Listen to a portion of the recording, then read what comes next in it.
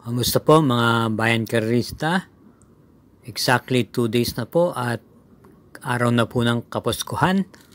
At sa punto po ito, aking ipinararating sa inyo ang isang maligayang Pasko sa nalalapit na Kapaskuhan. At tayo po'y may pangarera ngayong araw na to, December 23, 2023, sa pista muli ng Metroturf. At meron pong 7 karera, may kanipisan po ang pagkaka-line up. At ito'y magsisimula po ng mas maaga ng 1:00 ng hapon. Tayo po hindi na rin po magtatagal pa. Akin ihahatid na rin po sa inyo ang aking mga giya. Kaya't halina po. Karera numero 1, start po ng winner take all, races 1 to 7. Isang 2-year-old maiden race at may distansyang 1,400 meters. Meron pong 5 kalahok dito, isang coupled entries yung numero 3. Atin pong pilin dito na pampremera at sisingilin na po natin yung coupled entries numero 3, Star of the Future at yung 3A na Be Smart, kung saan ang mas pinapaboran po natin yung Be Smart. Ito po'y dumating po ito ng tersera sa isang stakes race nung nakaraang linggo na pinalunan ni Morning After. Kaya single numero 3, Be Smart. Karera numero 2, may distansyang 1,400 meters. Ito po isang class 5 split group 6 to 10. At start po ng pick 6, races 2 to 7. Meron lamang po tayong 6 na kalahok dito. At sa akin basa po, marami pong mabibilis dito. Nandiyan po yung Windstorm, Within Reach at yung One of a Kind at gayon din po yung Fortress may angkin tuling. Dito po tayo lalagay, pampremera po natin yung pwedeng isunod. At may dating yung numero 6, Sir Jason ni Patty Dalema, siya po ating pampremera. Samantalang ating pong napipisil panigundo ay yung kalahok numero 3 na Fortress ni LF Desus. Kaya ang ating pong pili sa karera numero 2, pampremera ay numero 6, Sir Jason at panigundo natin yung numero 3 na Fortress. Karera numero 3, start po ng pick 5, races 3 to 7.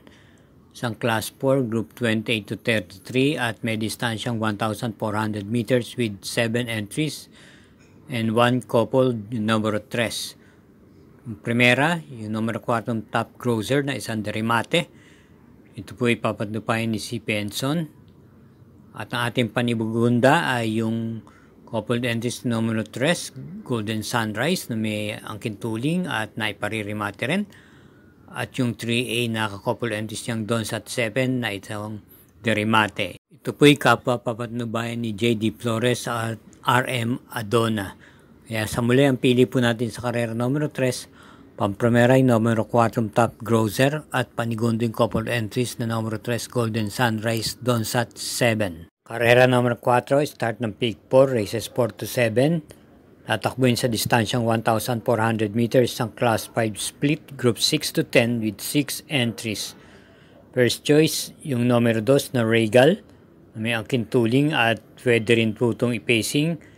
Ito ipapabayan po ni JC De La Cruz.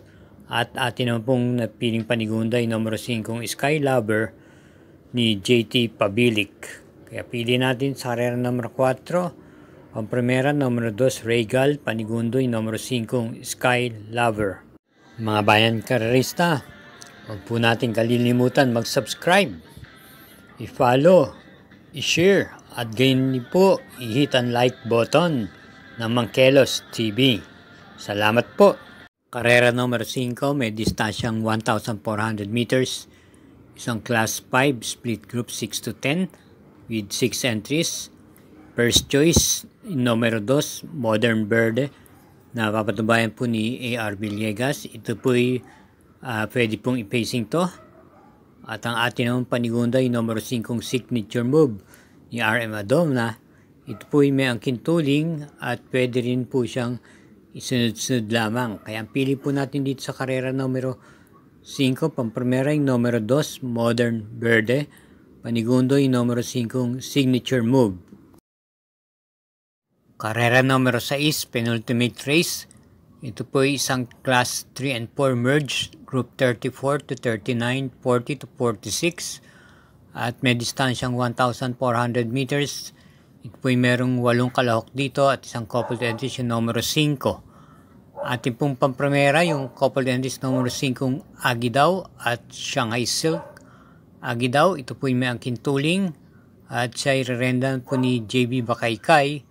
At si Shanghai Silk naman ay isang derimate na papanubayan po ni J.A. Guse. Ito ay dumating lang po ng mga segunda pwesto ng mga nakaraang takbo. At ang atin namang panigundo rito yung nagbabalak pistang numero 4 Senyorita na maganda naman po ang pinakita ng nakaraang takbo niya sa kanyang pagbabalik.